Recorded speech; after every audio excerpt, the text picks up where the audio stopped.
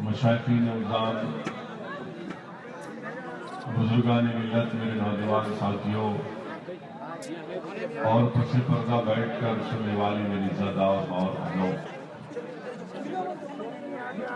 جلسے تحفظ شریعت و اصلاح معاشرہ کے عنوان سے اس جلسے کا انعقاد عمل میں لایا گیا۔ میں سب سے پہلے جمعیت علماء ہند کے ذمہ داروں کو اور ان تمام حضرات کو جنہوں نے اس جلسے کو کامیاب کرنے کے لیے، منعقد کرنے کے لیے اپنا تعاون پیش کیا،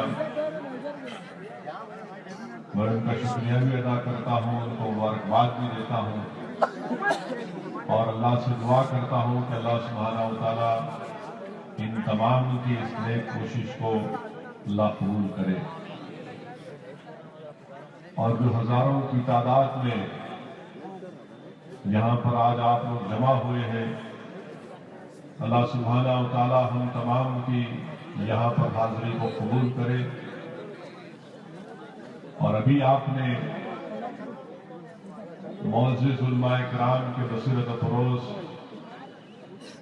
خطابات کو سنا، جس میں آپ کو اور ہم کو یہ بات سمجھائی گئی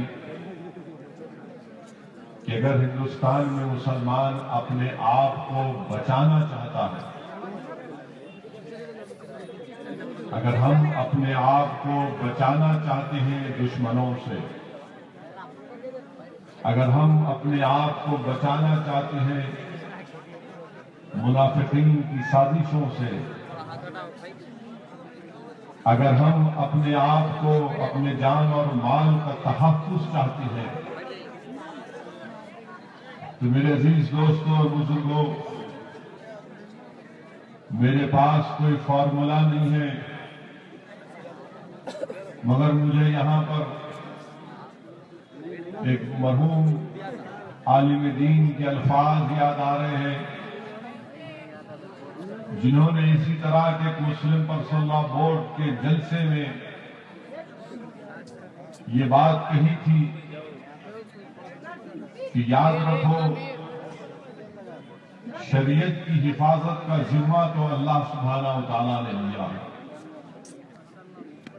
اور صبح قیامت تک اللہ اس شریعت کی حفاظت کرے گا۔ قومیں آئیں گی، چلے جائیں گی، مگر شریعت باقی رہے گی صبح قیامت تک۔ اگر ہم اپنے آپ کو بچانا چاہتے ہیں تو ہم کو شریعت کا تحفظ کرنا پڑے گا۔ شریعت کا تحفظ شریعت کی حفاظت کے لیے نہیں، بلکہ اپنی حفاظت کے لیے شریعت کا تحفظ کرنا پڑے گا، اور اگر ہم یہ کام کریں گے تو انشاءاللہ تعالی یقیناً اللہ ہم کو ان تمام آزمائشوں سے، ان تمام فتنوں سے اللہ ہم کو بچا کر رکھے گا۔ آج یقیناً ہندوستان ہمارے وطن عزیز میں، جس ملک کو ہمارے اسلاف نے، ہمارے بزرگوں نے ایک بڑی تعداد میں اس جلسے میں ہیں، میں نوجوانوں کے سامنے اس بات کو رکھنا بے حد ضروری سمجھتا ہوں، کیونکہ آج کل کے اسکول، کالجز اور یونیورسٹیز میں جو تاریخ پڑھائی جاتی ہے، اس میں نوجوانوں کو یہ مزاج دیا جاتا ہے، یہ پڑھایا جاتا ہے کہ ہندوستان کی آزادی کی لڑائی مہاتما گاندھی کے آنے سے، ساؤتھ افریقہ سے آنے سے شروع ہوئی اور اسی سے کامیابی ملی۔ یقیناً موہن داس کرم چند گاندھی ہندوستان کو جب پہنچے اور ان کی آنے کے بعد یقیناً آزادی کی جنگ میں تقویت ملی، مگر یہ حقیقت ہے، اس کو کوئی بھی جھٹلا نہیں سکتا کہ اس ملک میں اگر سب سے پہلے انگریزوں کے خلاف اگر کسی نے آزادی کی لڑائی شروع کی تو وہ ہمارے معزز علماء کرام تھے۔ سب سے پہلے اگر کسی نے انگریزوں کے خلاف آواز بلند کی تو ہمارے علماء کرام نے جہاد کا فتویٰ دیا اور صحیح کہا ابھی مولانا ابرار صاحب نے کہ نہ صرف جہاد کا فتویٰ دیا بلکہ سب سے پہلے اپنی جانوں کے نذرانے انگریزوں کے سامنے پیش کر دیے۔ مورخ کا قلم آزاد ہوگا، نوجوانوں تو سنو، یہ تمہارے اسلاف کی قربانیاں تھیں جنہوں نے جہاد کا فتویٰ بھی دیا، کالا پانی کی سزائیں بھی کاٹی اور پھانسی کے پھندے پر اپنے آپ کو، اپنی جانوں کو قربان کر دیا۔ جیلوں میں ڈالا گیا انگریزوں کی طرف سے، تو ہمارے علماء کرام نے کہا کہ تمہاری یہ جیل کی چار دیواری ہمارے آواز حق کو دبا نہیں سکتی۔ جب انگریزوں نے کہا کہ تم پر کوڑے برسائے جائیں گے کالا پانی کی سزا پر، تو ہمارے معزز علماء کرام نے کہا کہ ہم اس رسول صلی اللہ علیہ وسلم کی امت ہیں جس کے نواسے نے کربلا کے میدان کو قربان کر دیا، مگر اس ہندوستان کو انگریزوں کی غلامی سے آزاد کرا کر ہی دم لیں گے۔ پھانسی کے پھندے پر لٹکایا گیا تو ہمارے علماء کرام نے کہا کہ سنو انگریزوں، یہ پھانسی کے پھندے ہم اس کو چوم کر اپنے گلے میں ڈال دیتے ہیں، مگر یاد رکھو ہماری زبانوں سے کلمہ نکلے گا اور دعائیں نکلے گی کہ پروردگار ہمارے آنے والی نسل کو یہ انگریزوں کی غلامی نصیب نہ ہو۔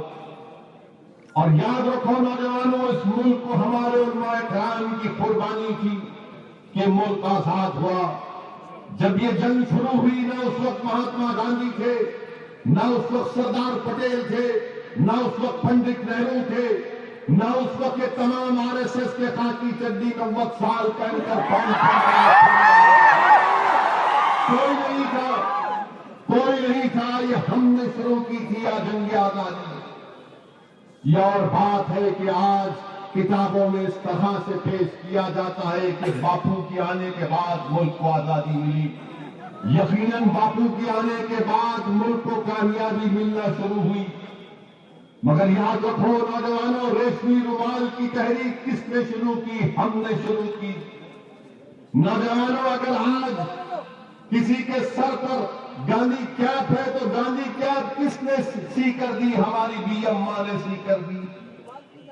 کس نے راؤنڈ ٹیبل کانفرنس میں شرکت کی اور واپسی میں انتقال ہوا تو کون تھے؟ جوہر برادران کے بھائی تھے۔ کس نے پاکستان بنانے کی مخالفت کی سب سے زیادہ؟ وہ ہمارے مولانا ابوالکلام آزاد تھے۔ کیا آج بی جے پی، آر ایس ایس، کانگریس، تمام سیاسی پارٹیاں حقیقت کو جانتی ہیں کہ جب ملک کے دو ٹکڑے ہوئے ہم ذمہ دار نہیں تھے اس ملک کے دو ٹکڑوں کے؟ آج ہندوستان میں اگر باعزت زندگی باوقار طریقے سے مسلمان اور مسلمان اپنی زندگی گزار رہے تو کون ہے؟ ہم ہیں۔ ہم نے جنا کی ٹو نیشن تھیوری کو ریجیکٹ کیا، ہم نے جنا کو اپنا قائد نہیں مانا۔ ہم نے محمد علی جناح سے کہا کہ جناح آپ جاؤ، ہم نہیں جائیں گے تمہارے ساتھ۔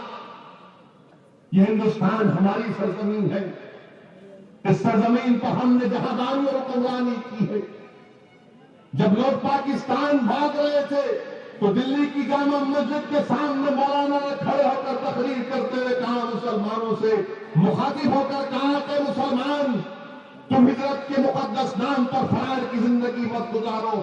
تو مسلمان نے کہا کہ ہاں، ہم ہجرت کے مقدس نام پر فرار کی زندگی یہی گزاریں گے۔ کہ بات سچ نہیں ہے جو آج مسلمانوں کی شریعت کو ان سے چھیننا چاہتے؟ بتاؤ کیا حقیقت نہیں ہے کہ تمہارے حکمران تھے جنہیں ہندوستان کے مسلمانوں سے کہا تھا کہ آپ کی شریعت میں مداخلت نہیں کی جائے گی؟ کہ دستور ساز کانسٹیٹیوشن اسمبلی کے وہ تمام بحث کے ریکارڈز موجود ہیں جس میں بابا صاحب امبیڈکر نے کہا تھا کہ اس ملک میں اگر یکساں سول کوڈ کو نافذ کیا جائے گا تو مسلمان اٹھ کھڑا ہوگا۔ انگریزی کا لفظ بابا صاحب امبیڈکر نے استعمال کیا کہ the Muslims will rise in rebellion۔ اتنی سب قربانیاں ہم نے دی، کیوں دی؟ کہ ملک آزاد ہوگا اور میری شریعت میں کوئی مداخلت نہیں ہوگی۔ میرے عزیز دوستوں اور بزرگوں، آج مرکز میں بی جے پی کی حکومت ہے. یہ کل جماعتی جلسہ ہے جس میں تمام سیاسی پارٹی کے قائدین شرکت کر رہے ہیں. میں مبارکباد بھی دیتا ہوں ان کو کہ ہم اپنے سیاسی اختلافات کو بالائے طاق رکھ کر ہم ایک پلیٹ فارم پر آج جمع ہوئے ہیں. ہو سکتا ہے کہ ہم میں اختلافات رہیں گے، مگر جب شریعت کی بات آئی تو تمام ایک جگہ جمع ہو گئے. میرے عزیز دوستوں اور بزرگوں، یہ بات سمجھنا بہت ضروری ہے کہ شریعت کو اگر ہم بچائیں گے، ہم بچاؤ یا مت بچاؤ، اللہ اس کی حفاظت کرے گا. مگر اگر ہم شریعت کو پکڑ کر رکھیں گے تو اللہ ہم کو بچا کر رکھے گا. آج یہ حکومت، بی جے پی کی حکومت، مودی کی حکومت، جس کے پاس اقتدار ہے، دلی کے سلطنت کے تخت پر بیٹھ کر مودی یہ سمجھ رہے ہیں کہ میرے اقتدار کا سورج کبھی غروب نہیں ہوگا. یاد رکھو، نریندر مودی دلی کی تاریخ گواہ ہے. بڑے بڑے سورما آئے اور ان کا چراغ گل ہو گیا. سلطنت مغلیہ ختم ہو گئی، اس سے پہلے جتنی سلطنتیں تھیں ختم ہو گئی، ویران پڑ گئے ان کے تمام بڑے بڑے محلات. یاد رکھو، اقتدار میں اتنا غرور مت کھائیے. آج اقتدار آپ کے پاس ہے، کل آپ کے پاس اقتدار نہیں رہے گا. اندرا گاندھی بھی نہیں کہتی تھی کہ اقتدار میرے پاس رہے گا، مگر اقتدار چلا گیا تو جیل جانا پڑا. جنتا پارٹی آئی تو سمجھا کہ اقتدار ہمارے پاس ہی رہے گا، مگر عوام نے کہا کہ نہیں، جمہوریت میں اقتدار عوام کے پاس ہوتا ہے. بہت سے لوگ آئے اور چلے جائیں گے، مگر آج ہماری شریعت میں مداخلت کی بات یہ لوگ کر رہے ہیں. اور کیا ہے ہمارے پاس؟ ہم اپنی شادی کا طریقہ، طلاق کا طریقہ، وراثت کا طریقہ یہ قرآن اور سنت کے بتائے ہوئے طریقے پر کرتے ہیں. اور افسوس کے ساتھ یہ کہنا پڑتا ہے میرے بھائی کہ سپریم کورٹ میں مقدمہ ڈالا گیا جس میں ایک تنظیم ہے جس کا نام بھارتیہ مسلم مہیلا آندولن اس کا نام ہے. میں علماء کرام کی موجودگی میں بڑے ادب کے ساتھ اس بات کو رکھنا چاہتا ہوں کہ اس میں ہماری ایک بہن ہے، ذمہ دار ہماری بہن ہے. وہ جا کر کہتی ہے کہ قرآن کے مطابق فیصلہ ہونا چاہیے. میں ہماری بہن سے پوچھنا چاہوں گا، اگر یہ بات سچ ہے تو کیا قرآن اس بات کی اجازت دیتا آپ کو کسی غیر مسلم سے شادی کرنے کی؟ آپ بتائیے، آپ کے شوہر کا نام کیا ہے؟ بتائیے، دنیا کو بتا دیجئے کہ آپ کے شوہر کا نام کیا ہے. محترمہ زکیہ سومن، آپ کے شوہر کا نام کیا ہے؟ بتا دیجئے. پھر آپ کہتے ہیں کہ قرآن کے مطابق، کیا قرآن میں اللہ نے خواتین سے نہیں کہا کہ پردہ کرو؟ آپ کیوں نہیں کرتی میری بہن؟ میں آپ کو دعوت دے رہا ہوں، آپ ہی کے زبان کے، آپ ہی کے نکلے ہوئے الفاظ کو آپ کے سامنے دوہرا رہا ہوں کہ آپ بھی پردہ کرو. تیسری بات، یہ لوگوں نے سروے کیا اور ہمارے خواتین کو، نوجوانوں کو گمراہ کرنے کی ایک سازش کی کہ ہم نے 50,000 مسلم خواتین کا سروے کیا. کیا سروے کیا؟ 50,000 مسلم خواتین کا سروے کیا.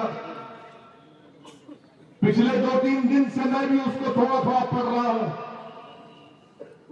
200 صفحات پر، 212 صفحات پر مشتمل ان کا سروے ہے. 2015 میں انہوں نے سروے کیا 188 خواتین پر مشتمل ایک سروے، اور دوسرا سروے 4,710 خواتین پر. اور حیرت کی بات یہ ہے کہ جو یہ خواتین کی تنظیم ساری دنیا میں مسلمانوں کو، اسلام کو بدنام کرنے کی کوشش کر رہی ہے کہ ٹرپل طلاق کے نام پر مسلم خواتین پر ظلم ہو رہا ہے. میں نظام آباد کے غیور نوجوانوں اور علماؤں کی موجودگی میں اس بات کو رکھنا ضروری سمجھتا ہوں کہ دیکھیے ان کی منافقت کو. انہوں نے یہ بھی کہہ دیا کہ انہوں نے قانون بنایا ہے 1937 کے شریعت اپلیکیشن ایکٹ. میرے عزیز دوستو، جمعیت علماء کے ذمہ داران بیٹھے رہے اور یہ کافرین کا بنا ہوا قانون ہے. اور آج یہ خواتین کی تنظیم نریندر مودی کو دیتی ہے قانون بنا کر کہ یہ قانون ہونا چاہیے شادی کا اور طلاق کا. اور اس قانون میں مسلمان کا ڈیفینیشن کیا لکھتے؟ سنو نوجوانوں، سنو مسلمانوں، میری سردار ماں اور بہنوں، اس پوائنٹ کو یاد رکھو، ان کو پہچانو. ان لوگوں کو یہ کیسے ہماری صفوں میں آ کر دیمک کی طرح ہم کو کمزور کرنا چاہتے ہیں. مسلمان کا ڈیفینیشن کیا ہے؟ مسلمان کا ڈیفینیشن یہ ہے کہ جو اللہ اور اس کے رسول محمد مصطفیٰ صلی اللہ علیہ وسلم کو اللہ کا آخری نبی مانتا. یہ ڈیفینیشن. ان خواتین کی تنظیم نے کیا کہا انگریزی میں؟ ختم نبوت کا اس میں ذکر تک نہیں. یہ خواتین نے ڈیفینیشن لکھا اپنے قانون میں. انگریزی میں لکھا any person by birth or by conversion who professes the religion of Islam, in other words, accept the unity of God and prophetic character. کیا مسئلہ چاہیے؟ آپ ختم نبوت کے منکر ہی ہیں لوگ کہ محمد مصطفیٰ صلی اللہ علیہ وسلم کو رحمت العالمین کو تاجدار مدینہ کا آخری نبی نہیں مانتے. یہ قانون ان خواتین نے بنا کر نریندر مودی کو پیش کیا. یہ لوگ مسلم عورتوں کی بات کر رہے ہیں. ارے مسلم عورت ہو، مسلمان بچہ ہو، مسلمان مرد ہو، ہم سب چیز یہ سکھاتے ہیں. ختم نبوت کی تعلیم دی جاتی ہے، مگر آپ کے بنا ہوئے قانون میں ختم نبوت کا انکار کر رہے ہیں. اور پھر ہماری یہ خواتین کہتی ہیں کہ مسلمان عورتیں پر ظلم ہوتا ہے. بولتے ٹیلی فون پہ طلاق دے دیے، ایس ایم ایس پہ طلاق دے دیے.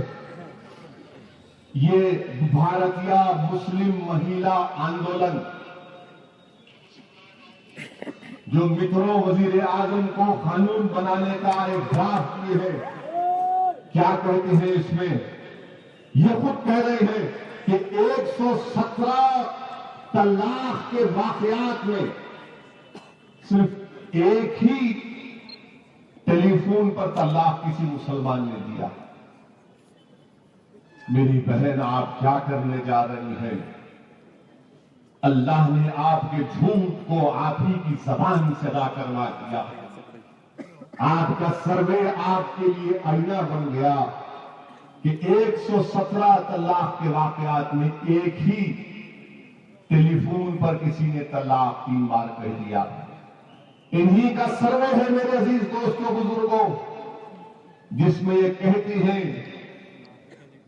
کہ 22% طلاق جو مسلمانوں کا ہوا 1 سال میں ہوا. ان کے سروے میں 3 سال میں 22% ہوا، 20 سال میں خالی 0.4% ہوا. میرے بھائی، جب یہ میں پڑھ رہا تھا تو کل بی جے پی کے صدر امیت شاہ کی تقریر سنا. سہارنپور میں تقریر کرتے ہوئے امیت شاہ نے کہا، ہم جب کہتے ہیں کہ مسلم عورتوں کو انصاف ملنا چاہیے تو ان کی نانی کو تکلیف کیوں ہوتی؟ سنیے میرے بھائی، میں کیا کہہ رہا ہوں، یہ الفاظ امیت شاہ نے ادا کیے. میں امیت شاہ صاحب سے پوچھنا چاہتا ہوں، امیت شاہ صاحب، ہماری نانی آج بھی ہمارے نانا کے ساتھ خوش ہے؟ آپ کی نانی کہاں؟ ہماری دادی آج بھی دادا کے ساتھ خوش ہے؟ آپ مت جاؤ بہت دور، نانی دادا دادی پہ مت جاؤ، ورنہ پھر اس سے زیادہ بھی بولنا آتا ہم کو. اور جب بات آئی نانی کی تو میری دلی میں ایک مولانا سے ملاقات ہوئی جن کا نام مولانا اطہر دہلوی ہے. انہوں نے مجھے اپنی نانی کا نکاح نامہ مجھے بتایا، اپنی نانی کا نکاح نامہ بتایا جس میں ان کی نانی نے، جن کا نکاح دلی میں 1920 میں 18 میں ہوا تھا، جس میں وہ اس خاتون نیکبخت خاتون نے لکھا، کیا لکھا کہ تم سے جب میں شادی کروں گی تو تم میرے کو نہیں ماریں گے، تم پان کے پیسے میرے کو دیں گے، 5 لاکھ، تم مجھے مجبور نہیں کریں گے امور خانہ داری میں، آپ مجھے نہیں روکیں گے اپنے رشتہ داروں سے ملنے جانے کے لیے. امت شاہ صاحب 1921 میں ہمارے نانی نے لکھا ہے، آپ کہاں لکھا ہے بتاؤ ذرا. 1921 میں آپ کا کوئی ریکارڈ ملتا، پیپر ملتا، کچھ تو ملتا ہوگا نا، کچھ بھی نہیں ملتا، خالی الفاظ ملتے، الفاظ ملتے. میرے بھائی یہ بھارتیہ مسلم مہیلا کا سروے، اور پھر اسی میں یہ لوگ کہہ رہے ہیں، کیا کہہ رہے ہیں کہ 40% مسلم خواتین نے طلاق یعنی کھلا لیا. اب آپ بتائیے پھر یہ 40% آپ کے سروے میں ہماری بہنوں نے طلاق یا کھلا لیا تو پھر ظلم کدھر ہو رہا بھائی؟ آپ ہی کے سروے میں آپ کہہ رہے ہیں کہ 38% مسلمان اپنی بیوی کو چھوڑنے کے باوجود بھی کبھی شادی نہیں کیے. آج جب میں ایگزیبیشن گراؤنڈ میں تقریر کر کے نکل رہا تھا تو پریس والے پوچھے آپ یہ اعداد و شمار دیے، یہ 38% کا آپ نے فگر دیا کہ 38% مسلمان اپنی بیوی کو چھوڑنے کے بعد زندگی اکیلے گزارے، دوبارہ کیوں نہیں کرے؟ میرا تمہاری شادی ہوئی، ایک برا ہوئی ایک برا نہیں ہوئی، مگر جس سے ہوئی اس کو پوچھو دوبارہ کرتا کہے.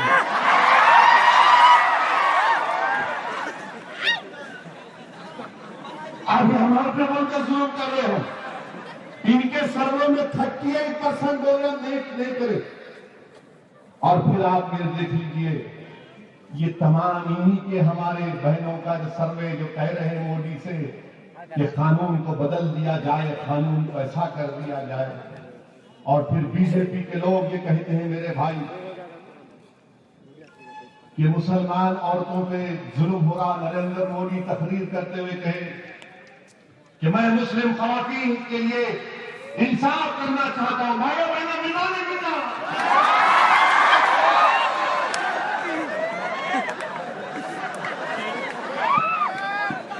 مسٹر مودی میں تو برتھ ڈے نہیں مناتا. میں اس لیے برتھ ڈے نہیں مناتا کیونکہ اسلام معاشرہ کا جلسہ بولنا ضروری ہے. برتھ ڈے کیا فائدہ؟ میں اپنی اماں کو روز دیکھا تو مجھے لگتا کہ میرا برتھ ڈے ہو گیا، اس لیے کہ اسی ماں نے مجھے 9 مہینے اپنے پیٹ میں رکھ کر پالا. اور جب اس دنیا میں اللہ کے حکم پر میں پیدا ہوا تو اس ماں نے مجھے اپنے سینے سے لگا کر رکھا. میں اپنی برتھ ڈے تو مناتا نہیں، نہ صرف برتھ ڈے کے دن جا کر اماں سے ملتا ہوں پریس والوں کو بلا کے، اس لیے کہ میرے بھائی ہمارے کو رسول اللہ صلی اللہ علیہ وسلم نے کہا کہ جنت ماں کے قدموں کے نیچے ہے. صرف برتھ ڈے کے دن اماں کے پیر نہیں پڑتے ہم تو روز پڑھتے. اماں کے بھی پڑھتے، جو بہادر ہوتے ان کے بھی پڑھتے. اب سمجھو کس کے پڑھتے. پیر نہیں پڑے تو دوسرے پڑھتے، پھر بولتے عورتوں پہ ہم ظلم کر رہے. 38% طلاق دے کے شادی نہیں کرتا، انہیں بولتا نہیں کرتا. بھائی میرے بھائی یہ بات سمجھنے کی ضرورت ہے کہ کیسے ہندوستان کے وزیر اعظم اچانک آج آپ کو مسلم خواتین سے ہمدردی پیدا ہو گئی. یہی نریندر مودی جب گجرات کے وزیر اعلیٰ تھے اور گجرات میں فساد ہوا 2002 کا 1.5 لاکھ سے زائد مسلمان بے گھر ہو گئے تھے گجرات میں. یہی مسٹر مودی اس وقت کے وزیر اعلیٰ ہوتے ہوئے اپنی تقریر میں کہا تھا, ایک ریلیف کیمپ کی طرف دیکھ کر کہا تھا کہ کیا ہم ریلیف کیمپوں کو چلائیں گے. اور یاد رکھیں اس ریلیف کیمپ میں گجرات کے جمعیت العلماء, جماعت اسلامی ہندوستان, حیدرآباد کی تمام تنظیموں نے اپنا بھرپور تعاون دیا تھا. مسٹر مودی نے اپنی تقریر میں الفاظ دہراتے ہوئے کہے تھے کہ کیا ہم ریلیف کیمپ کو اس لیے چلائیں گے کہ ان کی پروڈکشن سینٹر بن جائے. جن لوگوں کا سب کچھ لٹ چکا تھا, جن کے بھائی بہن شوہر بیٹے شہید ہو گئے تھے, گھر کو جلا دیا گیا, کاروبار کو جلا دیا گیا, جن بہنوں کی عصمت لٹ چکی تھی, وہ جسم پر جو کپڑا تھا اٹھا کر بھاگ کر مہینوں ریلیف کیمپوں میں گزارے. تو اس وقت کے چیف منسٹر نے کہا تھا کیا ہم یہ پروڈکشن سینٹر چلائیں گے. آج آپ اچانک آپ کے دل میں ہمدردی پیدا ہو گئی. ہم پوچھنا چاہتے ہیں اخلاق کی ماں کو بھی انصاف ملے گا یا نہیں ملے گا مسٹر مودی؟ وہ اخلاق جس کا بیٹا ہندوستان کی فضاؤں کی حفاظت کرتا ہے, ایئر فورس میں کام کرتا ہے. اخلاق کو اس لیے مارا گیا, مارنے والے تمام کے تمام سنگ پریوار کے لوگ. اخلاق کو اس لیے مارا کہ شک کی بنیاد پر کہ اخلاق کے گھر میں کوئی گائے کا گوشت تھا. اخلاق کو جب مارا جا رہا تھا مسٹر مودی, میں آپ کو یاد دلانے کے لیے کہہ رہا ہوں کہ جب ہم اخلاق کے گھر کو گئے, یقیناً جماعت العلماء اور جماعت اسلامی کے ذمہ دار بھی اخلاق کے گھر کو گئے تھے.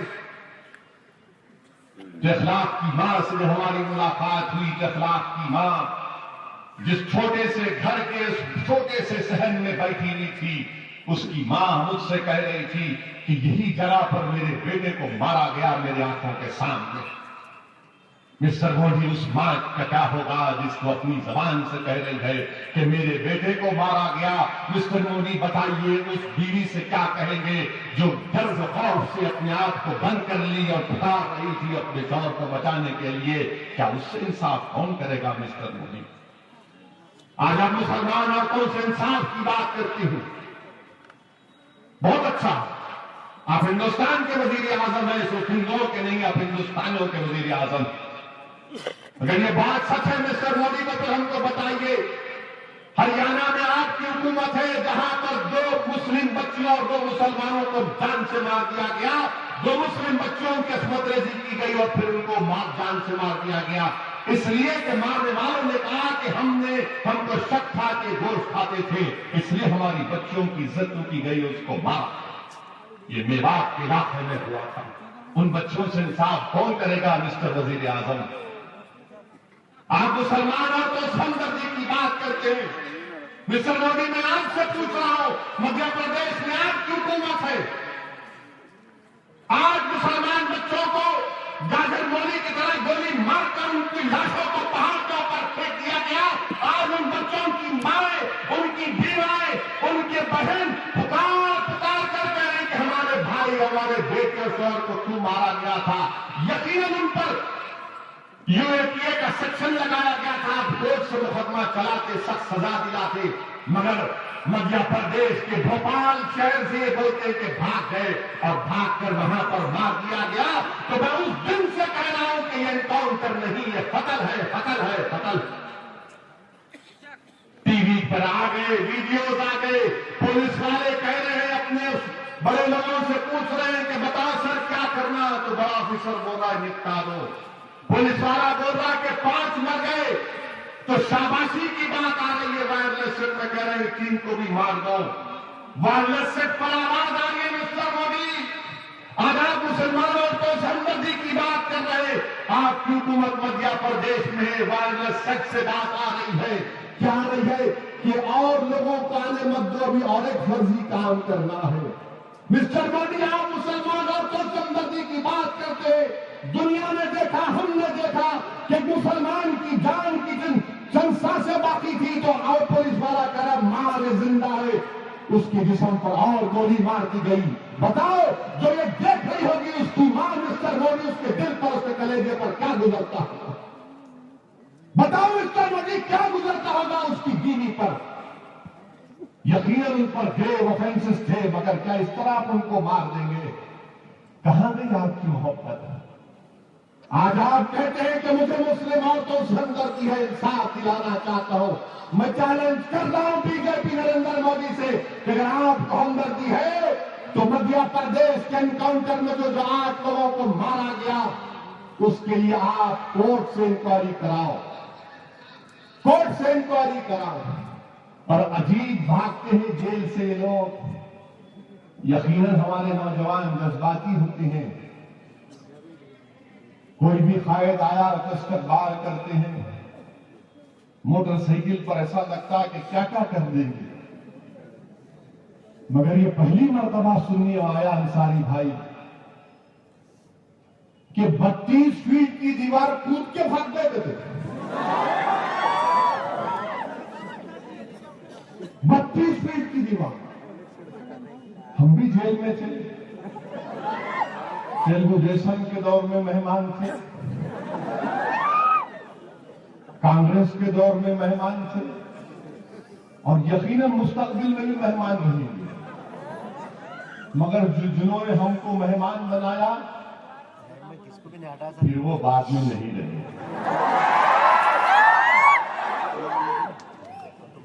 یعنی عجیب و غریب ہے کہ آج لوگ جو ہے 3 برق میں، اچھا حیرت کی بات یہ ہے انصاری بھائی، صدر جلسہ ہے کہ یہ بولتے کہ یہ لوگ جیل کو قفل کو کھولے، کیسا کھولے؟ ٹوتھ برش سے کھولے کہتے جیل کے قفل۔ کیا بھائی کان میں ہمارے پھول ہے کیا؟ ارے جیل کے قفل کو ٹوتھ برش سے کھولے۔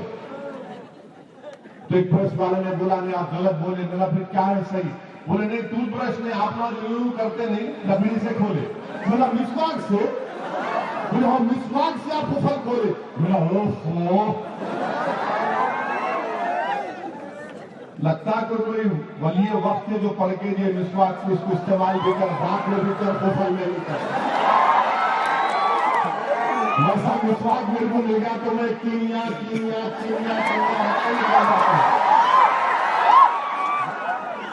ہاں آپ بتائیے کوئی مسواک سے قفل کھول سکتا، ٹوتھ برش سے کھول سکتا؟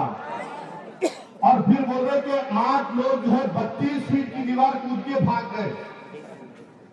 میرے بھائی مسلمانوں میں اگر کوئی شوہر بیوی سے ڈرتا تو کیا کرتا؟ ذرا گیٹ کھلے جا کے خاموش ٹھہر جاتا آدھے گھنٹے میں، اس کا ٹھنڈا ہے واسطے جاتا ہوں ٹھہرو ابھی۔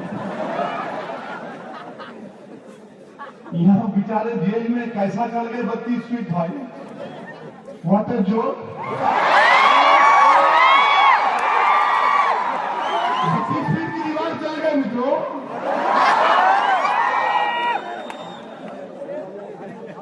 یہ نہیں معلوم تھا ہمارے لوگوں اتنا چڑھتے اوپر، کودے گئے تھے اوپر سے، پھر 32 فیٹ کی دیوار سے کودے تو کچھ بھی نہیں ہوا ان لوگوں کو، ہاتھ پیر کچھ بھی نہیں ٹوٹے، روش بول کر پھر وہ ایک روڈ کراس کرے تو سامنے 5 فیٹ کی دیوار ہے، تو انہیں 5 فیٹ کی دیوار نہیں کودتا، 32 فیٹ کودا، 5 فیٹ نہیں کودتا، انہیں گیٹ کو توڑ کے بھاگتا گیا۔ کیا بات ہے! اچھا بھاگا تو بھاگا، پھر ان کے جسموں پر گھڑی ہے، اسپورٹ شوز ہے، بیلٹ ہے، یہ کہاں سے لائے؟ تو بولے نہیں ان کو کوئی باہر سے لا کے دیا۔ میں ٹھیک ہے دیا ہے، صحیح مان کے اللہ بالکل دیا۔ میرے کو ایک بات بتاؤ، جب کوئی باہر سے جوتے گھڑی اور بیلٹ لا کے ذرا گاڑی نہیں دیتا اس کو؟ یہ گاڑی میں بیٹھ کے 200 کلومیٹر بھاگ، اچھا گاڑی میں دیا موٹر سائیکل تو دیتا جاؤ بھاگو۔ اچھا یہ لوگ جو ہے 8 کی 8 نکلے، یہ پورے ایک ساتھ جا رہے دولہے کی بارات کے ساتھ، اور پھر وہاں پر ایک پہاڑ میں، وہاں پر دیکھا آپ نے ٹی وی پر، میرے بھائی اس پہاڑ کے نیچے 80 فیٹ کی گہرائی تھی، وہ کہیں نہیں جا سکتے۔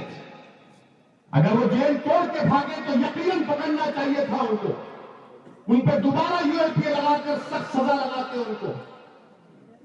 یقین اگر وہ ہمارا یادو بھائی مارا گیا وہ کانسٹیبل جو اس کی مذمت کرتے ہیں، مگر یہ لے جا کر گولی مارنا، وائرلیس سیٹ پہ آوازیں آ رہی ہیں، مارو مارو، وہ ہتھیار نہیں ہے ان کے پاس، ہاتھ اٹھا کر کھڑے ہوئے دنیا دیکھ رہی ہے۔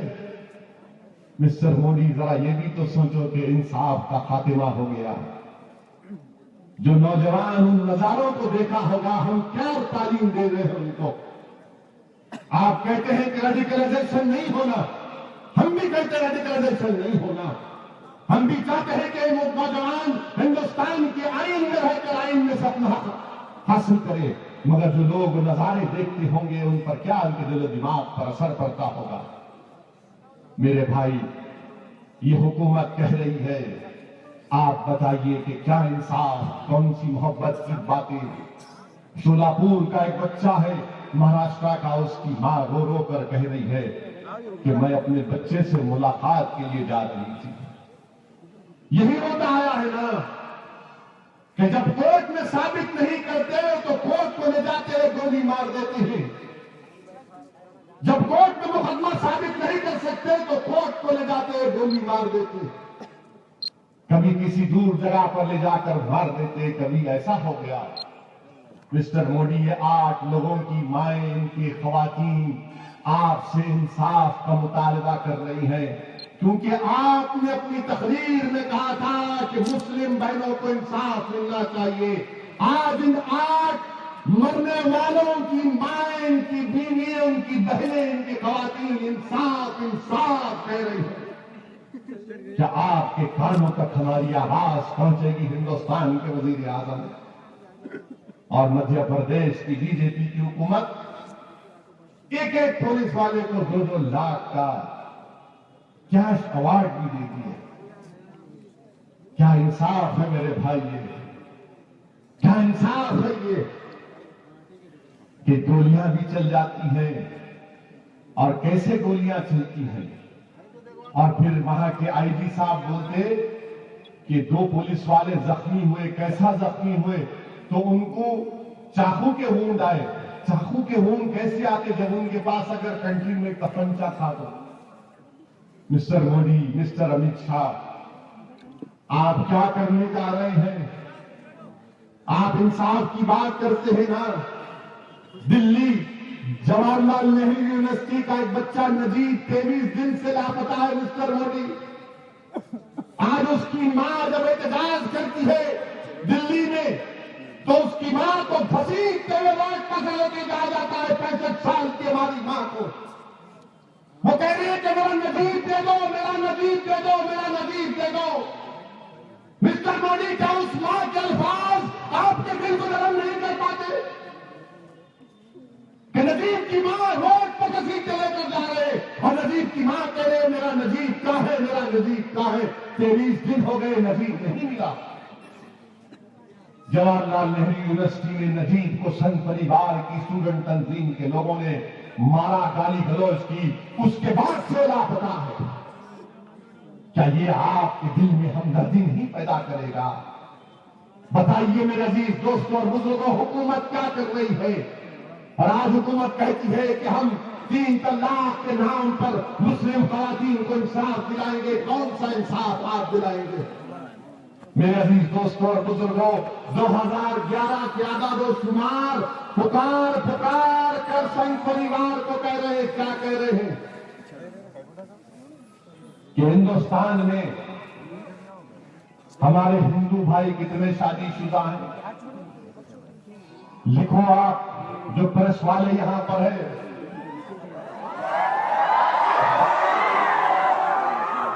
کیونکہ نظام آباد میں پھر کہیں ہیٹ سپیچ کا کیس ڈال دیں گے میرے۔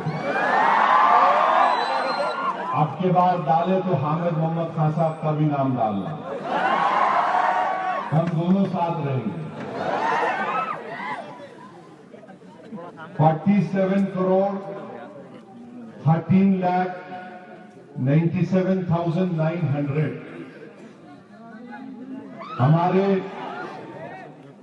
ہمارے ہندو بھائی شادی شدہ ہیں پورے ملک میں۔ کتنے؟ پکار کر بولو، 47 کروڑ 13,97,900. ابا اچھا پڑھ رہے تم لوگ، بڑا اچھا یاد ہے. اب اس میں سے مرد حضرات کی جو شادی ہوئی 23 کروڑ 35 لاکھ 20,803. ہندو بہنوں کی شادیاں 23 کروڑ 75 لاکھ 37,099. اب یہ یہاں پر مزے کی بات کیا ہوگی، جعفر پاشا اس کا جواب دیں گے تقریر میں، اپنے منفرد انداز میں اس کا جواب دیں گے کہ ہمارے ہندو بہنیں زیادہ مردوں سے شادیاں کی. کتنے؟ 43,56,294. اب یہ 43,56,294 بڑھ کے شادیاں کس سے ہوئی مسٹر مودی؟ اب آپ بتا دو، یہ آپ کا فگر ہے، میرا نہیں ہے. یہ کوئی عاقل صاحب کے دارالعلوم کا یا مدرسہ رحمانیہ کا یا جمعیت العلماء کا نہیں ہے فگر، یہ ہندوستان کے سینسس ڈپارٹمنٹ کا فگر ہے. تو بتائیے یہ ایکسس کہاں پہ آپ ہم کو بولتے ہم دو شادیاں کرتے ہیں، ایک میں پریشان ہے پورے. 43,56,294 یہ 2011 کا سینسس ہے. ہمارا ریکارڈ کیا ہے سن لیجیے.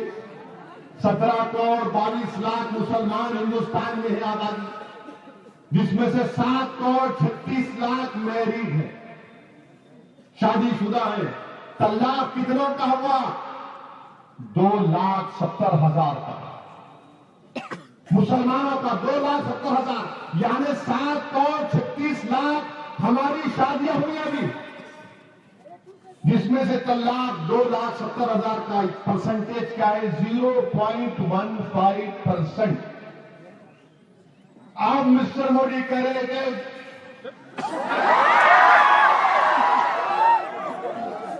امت شاہ بول رہے نانی،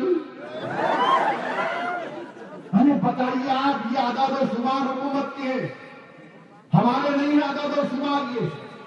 اور پھر آپ اگر مسلمان عورتوں سے انصاف کی بات کر رہے ہیں یو پی الیکشن کو جتانے کے لیے اپنے آپ کو، تو میں آپ کے سامنے کہہ رہا ہوں کہ مسلم پرسنل لا بورڈ جس کا میں رکن ہوں، مسلم پرسنل لا بورڈ نے اس وقت اتر پردیش حکومت چاہے وہ مایاوتی کی ہو یا ملائم سنگھ کی ہو، مسلم پرسنل لا بورڈ نے لکھ کر دیا کہ اتر پردیش میں ایگریکلچر لینڈ میں مسلمان بچوں کو ان کا حصہ ملنا چاہیے.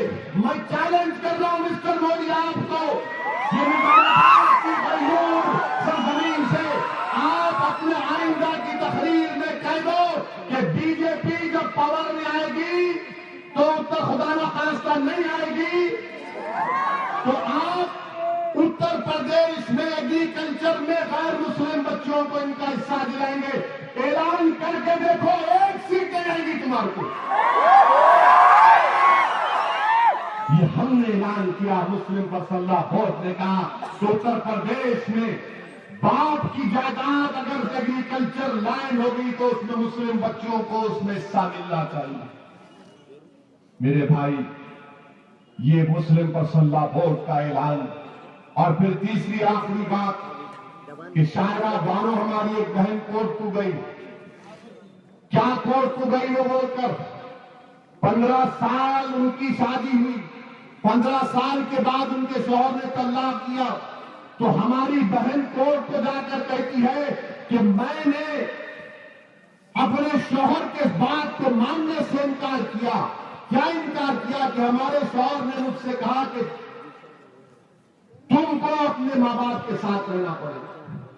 تو شاہراہ بانو نے کہا نہیں، میرے ماں باپ کے ساتھ رہنا پڑے گا. وہیں سپریم کورٹ نے ایک اور مقدمے میں، جس میں ہمارے ہندو بھائی بہن کا مقدمہ تھا، سپریم کورٹ نے ایک ہندو بھائی کو یہ کہہ کر اجازت دی کہ آپ اپنی بیوی کو طلاق دے سکتے ہیں، اس لیے کہ آپ کی بیوی آپ کے ماں باپ کے ساتھ رہنے کے لیے تیار نہیں ہے. مسٹر مودی کیا اس پر آپ تبصرہ کریں گے؟ بی جے پی والوں کتنی نفرت ہے آپ کو ہم سے، کیوں اتنی نفرت ہے آپ کو ہم سے؟ الیکشن تو آتے اور جاتے رہیں گے، مگر آج آپ مسلمانوں سے شریعت کو چھیننا چاہتے ہیں۔ ریکارڈ اعداد و شمار سامنے ہے۔ یقیناً میں اس بات کو مانتا ہوں کہ ہمارے معاشرے میں اصلاح ہونی چاہیے۔ یقیناً میں اس بات کو برسر عام کہتا ہے اور کہہ رہا ہوں کہ جو مسلمان شوہر اپنی بیوی کو مارتا ہے وہ جاہلیت کا مظاہرہ کر رہا ہے، وہ اسلامی مزاج کا مظاہرہ نہیں کر رہا۔ آپ اپنی بیوی کو نہیں مار سکتے میرے بھائی، یہ اسلامی مزاج، یہ اسلامی پیغام نہیں ہے۔ جو لوگ وہ اپنی بیویوں کو مارتے ہیں وہ مرد کہلانے کے لائق نہیں ہے۔ جو مسلمان جہیز کا مطالبہ کرتا ہے وہ مرد نہیں ہے، نالائق ہے۔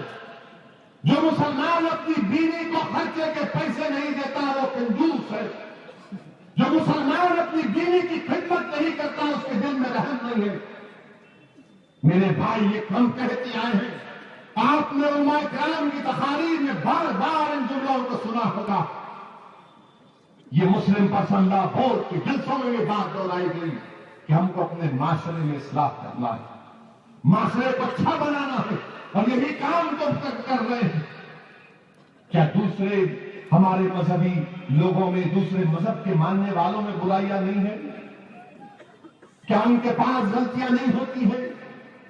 آپ کیا کرنے جا رہے ہیں میرے بھائی؟ پہچانو یہ بہت بڑی سازش کر رہی حکومت، کیونکہ یہ کل جماعتی جلسہ بھی ہے۔ میں اپنی بڑے ادب کے ساتھ بغیر کوئی سیاسی مفاد کو پیش نظر رکھے میں ان تمام سیاسی قائدین سے کہہ رہا ہوں جو اپنی اپنی مختلف سیاسی پارٹیوں سے، کہ وہ جا کر اپنے سیاسی پارٹیوں سے صاف اور واضح طور پر ان پر دباؤ ڈال کر کہے کہ ان کو اعلان کرنا چاہیے کہ شریعت میں مداخلت کو برداشت نہیں کیا جا سکتا۔ آج اگر کوئی یہ کہے گا کہ عورتوں کو انصاف ملنا ہے، گوا کا قانون ہے، گوا کے قانون میں عورتوں کو انصاف نہیں مل رہا ہے۔ گوا کا قانون کیا کہتا ہے کہ اگر کوئی ہمارا ہندو بہن جس کی شادی ہو گئی 25 سال کی عمر میں اس کو اولاد نہیں تو ہندو بھائی اس کا شوہر دوسری شادی کر سکتا۔ گوا کا قانون یہ کہتا ہے کہ اگر ہماری ہندو بہن 30 سال کی عمر میں بیٹا نہیں پیدا کری تو ہمارا ہندو بھائی دوسری شادی کر سکتا۔ اور ہمارا مزاج بھی یہ ہے کہ ٹی وی پر ہم نے دیکھا کہ ہمارا ایک بھائی روڈ پر کھڑے ہو کر اپنی بہن، اپنی بیوی کو، میں یعنی آپ کی اور میری بہن کو یہ کہہ کر طلاق دے دیا کہ اس نے بیٹا نہیں پیدا کیا۔ ارے ظالم، اولاد دینا اللہ کے ہاتھ میں ہے، اور سائنس یہ بتاتا ہے کہ مرد کے ہاتھ میں ہے کہ بیٹا یا بیٹی، عورت کے ہاتھ میں کیا ہے؟ روڈ پر کھڑے ہو کر میرے بھائی یہ مظاہرے نہیں کرنا ہے۔ اور یاد رکھو نوجوانوں، برائی کے راستے کو چھوڑو۔ یاد رکھو اگر تم اپنے آپ کو بچانا چاہتے تو شریعت پر چلو، شریعت کا تحفظ کرو، شریعت تمہاری حفاظت کرے گی۔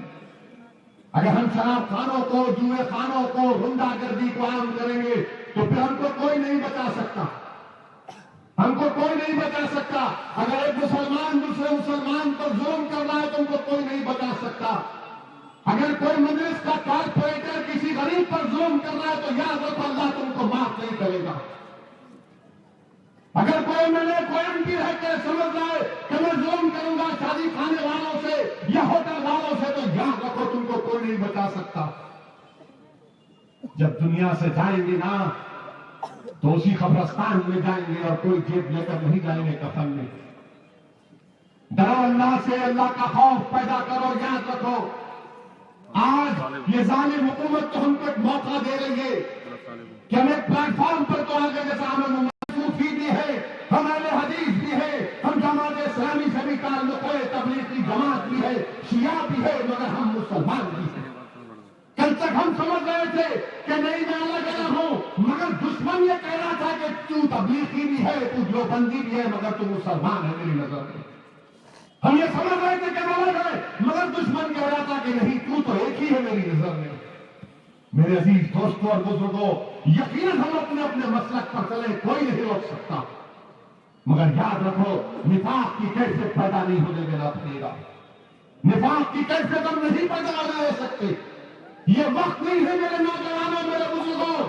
آج متحد ہونے کا وقت ہے، متحد ہونے کا وقت ہے.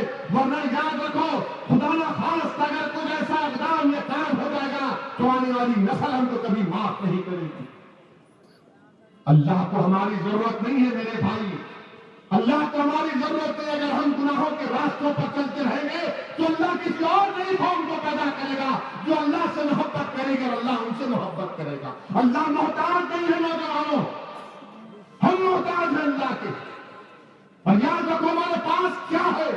کچھ بھی نہیں ہے ہمارے پاس. ہمارے پاس اگر کچھ ہے تو اسلام ہے. ہمارے پاس دولت نہیں ہے، کیا ہے؟ تو سرکار کی رحمت العالمین کی امت کا وہ ایک تاج ہمارے سروں پر ہے. ہمارے پاس دولت نہیں ہے، طاقت نہیں ہے، کیا ہے ہمارے پاس؟ تو صرف اسلام ہے. اگر اس سے بھی ہم غداری کریں گے تو پھر کیا بچے گا؟ اسی لیے میرے عزیز دوستوں اور بزرگوں، متحد ہو جاؤ، معاشرے کی برائیوں کا خاتمہ کرو. نوجوانوں، تم کو کرنا ہے، تم کو کرنا ہے، دنیا کو بتانا ہے کہ یہ ہوتا ہے سارے معاشرے. علماء کی کوششوں کو کامیاب کریے. ڈرنے اور گھبرانے کی ضرورت نہیں ہے. Uniform civil code, uniform civil code کے نام پر بہت باتیں ہو رہی ہیں. میرے بھائی، انڈین ایکسپریس اخبار میں ایک نیوز چھپی کہ نارتھ ایسٹ کے ہمارے لوگوں نے سپریم کورٹ میں کیس ڈالا یونیفارم سول کوڈ کے خلاف. اور کیا کہا کہ پولیگمی یعنی دو شادیاں مرد کرتے ہیں. تو ہمارے بھائیوں نے انڈین ایکسپریس کی رپورٹ میں کہا کہ ہمارے تہذیب میں پولی اینڈری بھی ہے، یعنی ہماری عورتوں کے بھی کئی شوہر ہوتے ہیں. یہ ہندوستان ہے میرے بھائی. یہ ہندوستان کی خوبصورتی یہ ہے کہ اس میں کئی تہذیب اور تمدن کے ماننے والے ہیں. چلے جائیے مہاراشٹر، جو گونڈوں کا علاقہ ہے، گونڈوں نے احتجاج کیا. جا کر کلکٹر سے نمائندگی کر کے کہا کہ کلکٹر صاحب، دسہرا آتا ہے تو اب راون کو جلاتے ہم کو تکلیف ہوتی ہے. گونڈوں نے کہا کہ آپ راون کو جلاتے ہم کو تکلیف ہوتی ہے کیونکہ راون ہمارے لیے خدا کے برابر ہے. اگر میں یہ بات بولتا تو کیس ڈال دیتے میرے. یہ کہیں راون کو مت چلاؤ، یہ ہندوستان ہے. یہ حکومت اس کو نہیں سمجھ پا رہی ہے، مگر اس کا مؤثر جواب یہ ہے کہ دستخطی مہم کو جاری رکھیے.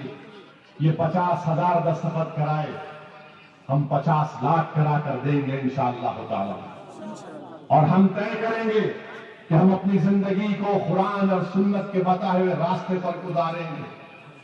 ہم معاشرے کی برائیوں کا خاتمہ کریں گے. ہم کوشش کریں گے کہ اپنی بچیوں کی اور اپنے محلے کے پڑوسیوں کی، سب کی بچیوں کی شادی آسانی کے ساتھ ہو جائے.